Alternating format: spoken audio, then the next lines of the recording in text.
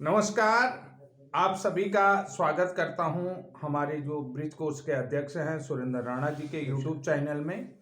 तो फाइनली जो है कि हमारा ब्रिज कोर्स का केस माननीय नैनीताल हाई कोर्ट के फैसले के बाद माननीय सर्वोच्च न्यायालय की तैयारी में जा पहुंचा है। तो आज की जो रूपरेखा थी हमारे दिल्ली पहुंचने के बाद, उस रूपरेखा के संबंध में हम सभी आप ब्रिज कोर्स साथियों को इस सूचना से अवगत कराना चाहते हैं कि जो जो हमारे महत्वपूर्ण पॉइंट रहे हैं उन पॉइंटों में आज की रूपरेखा पे हमारे फोकस करेंगे। हमारे प्रदेश अध्यक्ष सुरेंद्र राणा जी का स्वागत करता हूं कि वो हमारे जितने भी ब्रिज कोर्स प्रशिक्षित साथी हैं विभिन्न राज्यों के, तो उन विभिन्न राज्यों के साथियों के साथ साथ हमारे जितने भी पिटिशनर हैं जो उत्तराखंड हाई कोर्ट से अब सुप्रीम कोर्ट में आ रहे हैं, तो आगे की जो नई रणनीति होगी और नई रणनीति की रूपरेखा किस तरीके से होगी, उन सारी महत्वपूर्ण जो भी सूचनाएं हैं वो सूचनाएं अपने चैनल के माध्यम से आप सभी लोगों तक पहुंचाना चाह रहे हैं। तो राणा जी का स्वागत करते हैं। राणा जी, आप ये बताइए कि जो आज की रूपरेखा माननीय एडवोकेट मनदीप कालरा जी के साथ हुई है आपकी, तो उस संदर्भ में थोड़ा सा फोकस करेंगे तो ज़्यादा अच्छा रहेगा कि डायरेक्टली जो है कि हमारे जितने भी साथी हैं ब्रिज कोर्स प्रशिक्षित उत्तराखंड के और अन्य प्रदेशों के साथी जो हमारे माध्यम से कनेक्ट हुए हैं, यानी कि सुप्रीम कोर्ट जा चुके हैं ऑलरेडी या अन्य जो आना चाह रहे हैं, तो उसमें क्या महत्वपूर्ण पॉइंट रखे गए हैं ब्रिज कोर्स के रिगार्डिंग, प्रशिक्षण के रिगार्डिंग? जी नमस्कार, धन्यवाद बोरा जी। जो आपने मुझे अपने चैनल तो मेरा है, किंतु आपने मुझे अपना अमूल्य समय दिया, मुझे एक मॉनिटरिंग करने का मौका दिया, सहयोग करने का मौका दिया और मेरा मार्गदर्शन आप समय समय पर करते रहते हैं, उसके लिए आपका कोटि कोटि धन्यवाद। मैं आपको बताऊं कि हम लोग विगत 4 सालों से ब्रिज कोर्स की लड़ाई लड़ रहे हैं। मैं अपने चैनल के माध्यम से, आपने बोरा जी के चैनल में तो बार बार ब्रिज कोर्स का जिक्र सुना होगा, किंतु मैं भी अपना इस चैनल के माध्यम से आपको अवगत करा दूं कि जो ब्रिज कोर्स की लड़ाई या शुरुआत कह सकते हैं, ये हमारा देवभूमि उत्तराखंड भगवान बद्री विशाल की धरती जोशीमठ से स्टार्ट हुई और इस लड़ाई को हम लोग बोरा जी के माध्यम से, अन्य उत्तराखंड के सहयोगियों के माध्यम से कोरोना काल में विकट परिस्थिति, जिस समय लोग अपने घर से बाहर नहीं निकल रहे थे, उस समय हमने बड़ा साहस किया और मुझसे ज़्यादा साहस बड़े भाई बोरा जी ने किया, जिसकी जिम्मेदारी मैंने जिम्मेदारी दी, इन्होंने एक्सेप्ट किया। तो ये व्यक्ति अर्थात बोरा जी, कोरोना काल में मैंने तो केवल फोन कॉन्वेंस किया, मैंने लगभग 4-5 हज़ार उत्तराखंड के लोगों को कॉन्वेंस किया फोन के माध्यम से, किंतु इस व्यक्ति ने कोरोना काल में अब घर से बाहर निकल करके केस को फाइल किया और केस को एक्सेप्टिंग किया। आज भी हमारा वो केस जीवित है, सबसे बड़ी बात है आज भी जीवित है। और उसके उपरांत जब समय परिवर्तित होता गया, तो हमारे सामने एक नया चैलेंज सामने आया उत्तराखंड में। 2024 की भर्ती जो अभी गतिमान चल रही है, उसमें भी हम लोगों ने सोचा कि हम कहीं भी, किसी भी सरकार ने, किसी भी न्यायालय ने ब्रिज कोर्स को बाहर नहीं किया।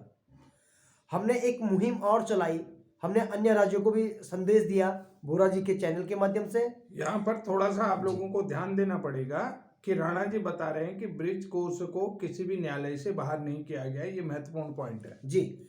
तो हमने अन्य राज्यों को भी संदेश दिया, अन्य राज्यों को भी बोरा जी के चैनल के माध्यम से अवगत कराया गया, कॉन्वेंस किया गया, उनको जागरूक किया गया, सबसे बड़ी बात है जागरूक किया गया। तो हमने अदर स्टेटों में भी केस फाइल किया, जैसे देवेश शर्मा। इस कंडीशन में हमने जहां पर बीएड वालों को या बीएड जो अभ्यर्थी थे उनको बाहर किया गया राजस्थान हाईकोर्ट में, किंतु वहीं के अभ्यर्थियों को हमने ब्रिज कोर्स के बेस पे कंसीडर भी किया। आज भी वहां पर भी जो अभ्यर्थी थे, कम से कम 5 से 10 लोग हैं हमारे साथ अभी भी जुड़े हैं। उन लोगों का जो कॉल लेटर या ज्वाइन काउंसलिंग है वो बंद लिफाफे में पैक है। यस, ये थोड़ा सा आप लोग ध्यान में देखेंगे कि जैसे राजस्थान हाई कोर्ट भी हमारे कहने पर दोबारा सा गया है, तो वहां पर जो है कि ब्रिज कोर्स का पहला मामला था कि जो पॉजिटिव हुआ, ये इन्होंने अपने पॉइंट में बताया है। और उसके बाद अभी आगे क्या चल रहा है कि राणा जी से मैं थोड़ा सा कहूंगा कि आप बहुत शॉर्ट समरी में जी। आज की जो रूपरेखा हुई है उसके लिए ब्रिज कोर्स के लिए करें। बिल्कुल। हाँ, आज की मैं बात करूं, आज हमारा बैठक सुप्रीम कोर्ट के सीनियर वकील जिसे कह सकते हैं कि एकदम बुद्धिजीवी, जिसके अंदर एक अलग सा जज्बा भी है और साहस भी है, अच्छा बहस करते हैं, अच्छी हेयरिंग करते हैं। श्रीमान मनदीप कालरा जी, उनसे हमारी लगातार एक सप्ताह से वीसी के माध्यम से या फोन के माध्यम से बैठक हो रही थी, किंतु आज हमारा सुप्रीम कोर्ट के परिसर में कालरा जी से एक बैठक हुई और उस बैठक में तमाम बिंदुओं पर हम लोगों ने चर्चा किया। जो हमारा पूर्व केस नैनीताल हाईकोर्ट में 2024 को जिसे हमने चैलेंज किया, उस केस के रिगार्डिंग हमने तमाम बिंदुओं पे बातें की, जहां पर हम हमारे जो अभ्यर्थी थे, जो हमारे याचिकाकर्ता थे, जिनके मन में, जिनके दिमाग में अलग अलग प्रकार के सस्पेंस थे, उन सस्पेंसों को हमने पहला दूर किया और उसके उपरांत हमने काला जी से बैठक करने के उपरांत हमने फाइनली केस को काला जी को सौंप दिया। नीचे देखना पड़ेगा बच्चों, नीचे देखना पड़ा ना, वही कह रहे मतलब सामने ठीक रहेगा। हाँ, कार्ड लेना भी है। हाँ, कोई बात नहीं। तो आज के महत्वपूर्ण पॉइंट में हम सीधा सा फोकस करते हैं, क्योंकि समय भी लंबा हो रहा है और जी। आप लोगों को जो पॉइंट वाइज है वो राणा जी बता रहे हैं, उस चीज को आप ध्यान से सुने और ध्यान से देखें कि आगे क्या रणनीति करनी है। और कोई महत्वपूर्ण पॉइंट आपके विचार में दिमाग में आता है तो उस पॉइंट को लिख करके ग्रुप में या राणा जी को अवगत कराना है। तो कंटिन्यू रखिए राणा जी। जी, सबसे पहले हमने विद्वान वकील के साथ डिस्कस किया कि जो गड़बड़ हो रहा है ना, इसको यहाँ पर नीचे हो रहा है ना, इसको बढ़ा दो ना, टाइमिंग बढ़ा दो, एडिट कर लेंगे तब। हाँ, सबसे पहले जो हमारा पॉइंट था, याचिका कर्ता के संबंध में प्रत्येक पॉइंट पर बहस किया, चर्चा की, जिसमें सबसे मुख्य बिंदु देवेश शर्मा का जो फैसला था उस पर काफ़ी हम लोगों ने डिस्कस किया और उससे भी हमारे एडवोकेट जी ने कहा कि मेन पॉइंट यही है, मेन नैया पार हमें यहीं से करना है। उसके उपरांत भर्ती संबंधी पूर्व विज्ञप्ति वर्ष 2020-21 के आवेदन के संबंध में तमाम प्रकार के चर्चाएं हुई, क्योंकि देवेश शर्मा का जो डिसीजन था वो 2023 है ना सर, 2023 था। उससे पहले हम लोगों ने क्या कर दिया था, ब्रिज कोर्स कंप्लीट कर दिया था। उस बिंदु पर भी काफ़ी डिस्कस हुआ और मैं कोशिश करूंगा कि आपको एक दिन हमारे जो एडवोकेट जी हैं उनको आपके सम्मुख लाइव लाने का मैं प्रयास करूंगा। उसके उपरांत ब्रिज कोर्स को प्राथमिक शिक्षक भर्ती में पात्रता के संबंध में जो एलिजिबिलिटी हम लोग कह रहे हैं उसके संबंध में कि भैया इसको भी 1 से 5 तक पढ़ाने हेतु ये लोग पात्र हैं। जब ये प्राइवेट स्कूल में पढ़ा सकते हैं तो क्यों नहीं ये सरकारी स्कूल में पढ़ा सकते हैं, ये बात भी हमने वहाँ पे रखी है। उसके उपरांत नियमावली 6 मई, जी हाँ, उसके 6 मई 2024 की नियमावली, कौन से नंबर है कोई उसका, हाँ, उसके उपरांत 6 मई 2024 की प्राथमिक शिक्षक नियमावली उत्तराखंड की मैं बात कर रहा हूँ, नियमावली को चैलेंज के संबंध में भी हम लोगों ने डिस्कस किया, जहां पर हम लोगों को प्रभावित किया गया कि हम लोगों को ना तो सरकार ने बाहर किया, ना तो किसी कोर्ट ने बाहर किया और ना तो हमको एनसीटी ने बाहर किया। एनसीटी ने हमें ये कोर्स करवाया और किंतु उसके बाद भी हमारे उत्तराखंड के जो प्राथमिक शिक्षक निदेशक या विभाग है और सरकार है उसने हमारा अनदेखा किया। उसी को हम लोगों ने चैलेंज किया था।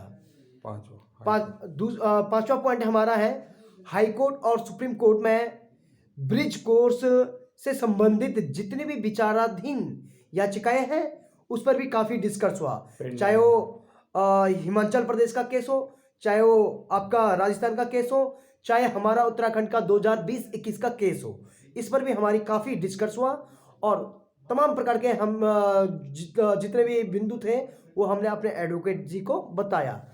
उसके उपरांत बहुत सारे हमारे साथी या जो याचिका करता है जिन लोगों की एज बॉर्डर लाइन पे है, उस पर मेरा बहुत महत्वपूर्ण फोकस बिंदु था, वो मेरे लिए बहुत महत्वपूर्ण था वो, क्योंकि वही साथी हमें सहयोग दे रहे हैं। तो एडवोकेट जी ने कहा कि पहला आपका प्राथमिकता इस ब्रिज कोर्स को पात्र करने का है और उसके उपरांत यदि हम लोग इसमें वैलिड हो गए, न्याय कोर्ट ने हमें इजाज़त दे दिया, तो हम लोग क्या करेंगे कि 2019 से 25 के बीच में जितनी भर्ती आई है उसके अकॉर्डिंग हमें एज में छूट मांगने की कोशिश करेंगे या मांग करेंगे। एज रिलैक्सेशन के संबंध में जी आगे मैं कंटिन्यू करता हूं, थोड़ा जी सा आप लोगों को बता देता हूं। जी दूसरी बात, हम लोगों ने क्या करा है कि जो हाई कोर्ट में याचिकाकर्ता नहीं है जी तो उनके संबंध में बात करी कि उन्हें आगे जो है कि कैसी फीस पड़ेगी। हाई कोर्ट में जो याचिकाकर्ता नहीं है उनके वकील साहब ने ये भी क्लियर कर दिया है जी कि बिल्कुल उनको जो है कि थोड़ा सा फीस ज़्यादा पड़ेगी। फिर दूसरी बात है कि रिट प्रोसेस, जो रिट पिटीशन है उसका प्रोसेस को लेकर के क्या होगा, तो रिट पिटीशन का प्रोसेस जो है कि जहाँ तक है सारी चीज़ें ऑनलाइन होंगी, वो जी बिल्कुल आपको आने वाले समय में अवगत करा दिया जाएगा। ये भी सारी चीज़ें हैं। और अगला जो 10वां पॉइंट है कि हम जो है कि हमारा जो है कि जो केस सुप्रीम कोर्ट में डालेंगे तो रिस्पोंडेंट पार्टियां यानी कि जो जी प्रतिवादी बिल्कुल पार्टी है, रिस्पोंडेंट पार्टी हम किस किस को बनाएंगे। पूर्व तो में उसमें जो हाई है कोर्ट के कि अनुसार स्टेट ऑफ उत्तराखंड जी आपको बिल्कुल पता है कंटिन्यू रहेगा, एनसीटी रहेगी, रहेगी एनआईओएस रहेगा। रहेगा और ये चीज़ें आप सभी को पता है कि ये हमारी एसएलपी जी होगी माननीय सर्वोच्च न्यायालय में, इस चीज़ को भी बताया है। बिल्कुल और बाकी जो है कि जो वो अन्य लोगों की फीस से संबंधित बात है तो वो पूर्व का ही स्टेटमेंट जो ऑनलाइन हमने आप लोगों के साथ वकील साहब का शेयर किया था उसके उसे उसके हाँ साथ एक चीज और बता दो, उसके साथ कोर्ट के अन्य खर्चे होते हैं, जैसा हाँ अर्जेंसी वो लगाना सेम है, रहेंगे। और काउंटर उसके एफिडेविट बाद लगाना है। मिसलेनियस जी एप्लीकेशन, यस मिसलेनियस एप्लीकेशन के जो खर्चे होंगे वो अलग से आप लोगों को देने पड़ेंगे, यानी कि हम व्यय लोगों किया को जाएगा, देने हमें पड़ेंगे। देना कोई भी पड़ेगा, हो जो भी है उसके मिल करके व्यय करना हाँ, पड़ेगा। मिल करके हम लोगों को वो व्यय करना है। जी ये सारी चीजें हैं। और सभी वकील साहब मनदीप कालरा जी से हमारी जो आज की बैठक यही रही। बहुत तो सफल रहा। सबसे बड़ी चीज आप लोगों को बता देता हूं कि फिर से एक शॉर्ट समरी आप लोगों को, क्योंकि वीडियो लंबा नहीं करना जी चाहते। देखिए जो केस से संबंधित महत्वपूर्ण पॉइंट थे उन पर डिस्कस हुआ है और देवेश शर्मा वाला जो केस था उस पर पूरी तरीके से फोकस किया है। और जितने भी जो है कि हाई कोर्ट में पेंडिंग रिट पिटिशन हैं उनके संबंध में हूँ। और दूसरा है एज रिलैक्सेशन को लेकर के, और जो पूर्व में जो भर्ती में किए गए आवेदन हैं उनमें भी हमारा पूरा फोकस हुआ है। और अन्य चीज़ें आप सभी लोगों को पता है कि क्या क्या चीज़ें हुई, वीडियो के माध्यम से कंटिन्यू कर दिया है। तो साथियों, हम जो है कि यहाँ पर ये वीडियो आप लोगों को इसलिए दे रहे हैं कि ये सूचना मात्र के आगे जा कर के क्या हो रहा है। कल को जो है कि हम शायद हो सकता है अपने अपने घरों को जाएंगे, लेकिन आज हम ये ग्रुप डिस्कशन आप लोगों के साथ इसलिए है कि सीधा सीधा रूबरू यानी कि आपसे इंट्रोडक्शन कर रहे हैं। इंट्रोडक्शन का मतलब होता है कि सीधा डायरेक्ट कनेक्ट हो रहे हैं कि भाई ये चीज़ें आप जी ये नहीं कहेंगे क्या क्या चीज़ें हुई नहीं बताया। तो इसलिए जो है कि प्रत्येक व्यक्ति को हमारा मकसद है जो दूर दराज जो हमारे ग्रुप में नहीं है और वो ग्रुप में आना चाहता है उसके लिए नए याची के लिए क्या प्रोसेस है, ये सारी चीज़ें कि कई लोग जो है कि नई चीज़ आना चाह रहे हैं कि उन्होंने कहा हाँ हो सकता है, संभावनाएं पूरी हैं। और नई याचिका के लिए क्या हो सकता है वो संभावनाएं जितनी आपके लिए पॉसिबिलिटीज हैं उतना हम लोग कर रहे हैं। संदेश एक बार संदेश के लिए बोल दो। और संदेश की बात बता रहा हूँ तो मैं आप सभी लोगों को कहता हूँ कि जो हमारे अध्यक्ष जी हैं उनके अध्यक्षता में हमारा ये केस चल रहा है। लेकिन जहाँ तक है कि हम अभी तक पूरी तरीके से सभी जगह से पॉजिटिव हैं और ये पॉजिटिव सकारात्मक ऊर्जा हमारे अध्यक्ष जी को भी आपसे मिलती है, क्योंकि आप लोग तन मन धन से सहयोग कर रहे हैं। तो आपका हम कोटि कोटि अभिवादन करते हैं, नमन करते हैं, नमस्कार करते हैं। हाँ, तो दोस्तों आप लोगों से निवेदन है कि आप इस केस को पॉजिटिव वे में ले जाए, ताकि हम लोग या हम लोगों के अंदर, हमारी टीम के अंदर एक सकारात्मक ऊर्जा मिलेगी और हम इस दृष्टि पर हम लोग अच्छे से काम करेंगे। आप मैं अन्य स्टेट की मैं बात करूं, उत्तराखंड में वैसे हमें आर्थिक का भी अभाव नहीं है, किंतु अगर आप लोग आर्थिक सहयोग करेंगे, अदर स्टेट के लोग भी आर्थिक सहयोग करेंगे, तो हमारा वकील से साहब से भी बात हुआ, हमने कहा कि हमारे लिए आप ही सीनियर हैं, हमारे लिए सब कुछ आप ही हैं, हमारा केस आप ही देखेंगे। उन्होंने कहा कि समय समय पर कभी कभी मुझे सीनियर वकील को भी उतारना पड़ता है, तो मैं आप लोगों से विनती करता हूँ, जब जब हमें आपकी सहयोग की आवश्यकता पड़ेगी तो आप लोग अवश्य ब्रिज अवश्य कोर्स आप लोग परिवार को तैयार सहयोग रहें करें। और पूरी तरह केस का जो स्टेटस होगा कि जी। मतलब किस तरफ जा रहा है केस का स्टेटस, बिल्कुल। तो हो सकता है आवश्यकता पड़ती है जी। तो आप लोगों को भी हेल्प करने की आप लोगों से हेल्प मांगेंगे, आप लोगों को भी हेल्प करने की जरूरत पड़ सकती है। जी। तो निश्चित रूप से मैं ये चाहता हूं कि आप लोग इस केस को हमेशा पॉजिटिव दृष्टि से देखें, ना कि नेगेटिव दृष्टि से। बिल्कुल बोरा जी। किस मैं आपको ये भी अवगत करा दूं कि ब्रिज कोर्स की ये लड़ाई अंतिम है, अंतिम लड़ाई है। अगर जीत गए तो ऑल इंडिया में, केरल की मैं बात करूं, एकमात्र अभ्यर्थी वहां पे ब्रिज कोर्स अभ्यर्थी हैं। अगर हम जीत गया तो उस अभ्यर्थी को भी उसका बेनिफिट मिलेगा। 18,000 कुछ लोग हम लोग हैं, उन लोगों को भी बेनिफिट मिलेगा, ऑल इंडिया में इसका बेनिफिट मिलेगा।